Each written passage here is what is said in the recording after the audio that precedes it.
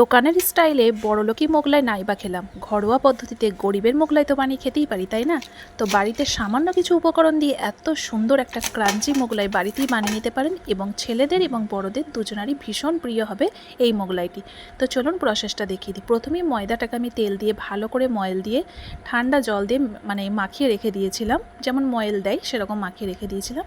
তারপরে এটাকে আমি বড় বড় ডো কেটে সেটাকে বড় রুটির সাইজে বেলে নেব। তো চলুন, আমি এখানে বেলে নেওয়াও হয়ে যাচ্ছে আর এখানে আমি বসিয়ে দিয়েছি ফ্রাইং প্যান, তাতেও দিয়ে দেবো সাদা তেল। আপনারা চাইলে সর্ষের তেলেও এটা ভাজতে পারেন।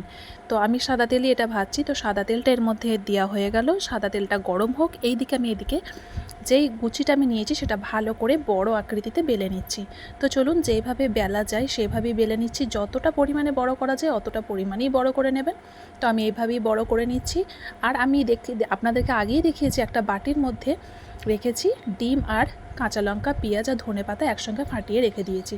তারপরে বাড়িতে যে চানাচুর আপনার থাকবে সেই চানাচুরটা দিয়েই আপনার এই মোগলাইটা সম্পূর্ণ রেডি হয়ে যাবে। তো চলুন দেখিয়ে দিচ্ছি আপনাদেরকে কিভাবে করবেন। চানাচুরটা দেওয়ার পর তারপরে যে ডিমটা আমি পেঁয়াজ, কাঁচা লঙ্কা, ধনেপাতা, সামান্য নুন আর একটুখানি জিরে গুঁড়ো দিয়ে ফাটিয়ে রেখে দিয়েছিলাম, সেই মিশ্রণটা এর মধ্যে আমি দিয়ে দিলাম।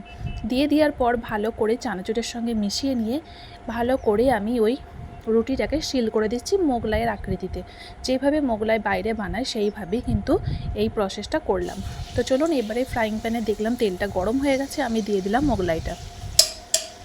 তো এক পিঠটা যতক্ষণ না একটু লাল লাল ভাব আসে ততক্ষণ আমি এটাকে উল্টাবো না। তো এইবার আমি কিন্তু উল্টে নেব, যেহেতু পেছনটা আমার অনেকটা লাল হয়ে গেছে। তো এরপরে আমি মোগলাইটাকে উল্টে নিলাম। উল্টে নেওয়ার পর দেখতেই পাচ্ছেন অনেকক্ষণ কিন্তু ধৈর্য ধরে মোগলাইটা ভাজতে হবে। আর গ্যাসের ফ্লেমটাকে কিন্তু একেবারেই লোতে করে রাখবেন। আর এই ফাঁকে কিন্তু আর একটা যে কুচি ছিল সেটাও আমি কিন্তু বড় আকৃতিতে বেলে নিয়েছি এবং এটাও কিন্তু মোগলাইয়ের শেপ দিয়ে নিয়েছি। তো এটাও রেডি আছে, আমি দুটোই বানাচ্ছি, ওই কারণে দুটোই আপনাদেরকে দেখিয়ে দিলাম। তো এইভাবে মোগলাইটাকে উল্টো পাল্টা করে নিয়ে আমার মোগলাইটা কিন্তু সম্পূর্ণ রেডি হয়ে যাবে। বাড়িতে কিছু না থাকলে ঝটপট কিন্তু সামান্য এই চানাচুর, ডিম আর পেঁয়াজ, কাঁচা লঙ্কা থাকলেই কিন্তু এই মোগলাইটা সম্পূর্ণ রেডি হয়ে যাবে। তো আপনাদেরকে দেখানোর সুবিধার জন্য এই মোগলাইটাকে আমি মধ্যে মধ্যে চামচের খুন্তি করে কেটে দিয়েছি, যাতে আপনারা বুঝতে পারেন ভেতরটা কিন্তু অনেকটা হয়েই এসেছে।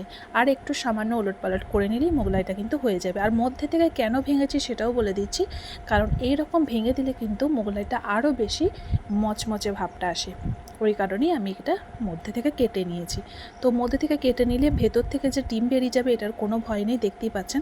তো আমার সম্পূর্ণ মোগলাইটা রেডি হয়ে গেছে, আমি তুলে নিচ্ছি। তো দেখতে পাচ্ছেন কত সুন্দর হয়েছে। বাড়িতে ঝটপট যদি মেহমান আসে আপনারা কিন্তু বানিয়ে নিতেই পারেন। খুবই সুন্দর হয়েছে। ভিডিওটা যদি ভালো লাগে অবশ্যই কিন্তু ভিডিওটা শেয়ার করে দেবেন এবং আপনারা চাইলে সেভ করেও রাখতে পারেন। এই প্রসেসে বানিয়ে অবশ্যই দেখবেন।